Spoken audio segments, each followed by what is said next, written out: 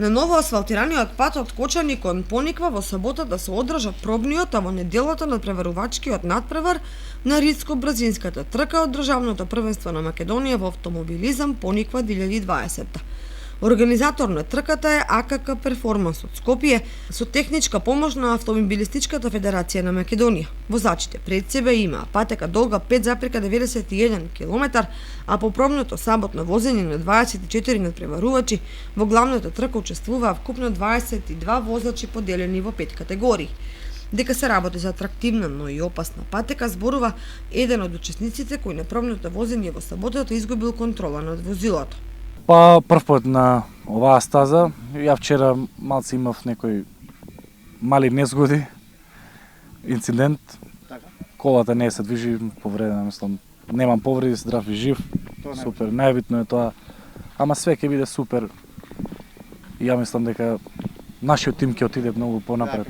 За патеката убав асфалт, само малце е лизгаво, значи треба се подпазнува, тука имав ја грешки некои минимални, така завршив у ивичњаци високи и моментално стазата е прекрасна, е многу техничка, убава.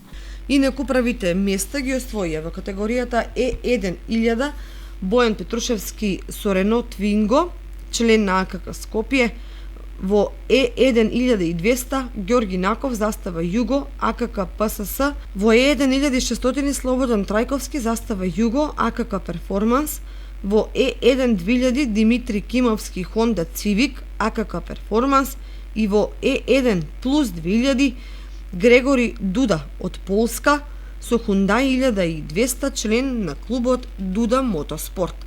Единствениот домашен возач Дејан Манасиев со своето Рено Клио Спорт, кој вози за екипата на АКК Перформанс, во вкупниот пласман го освои второто место во категоријата Е1.2000.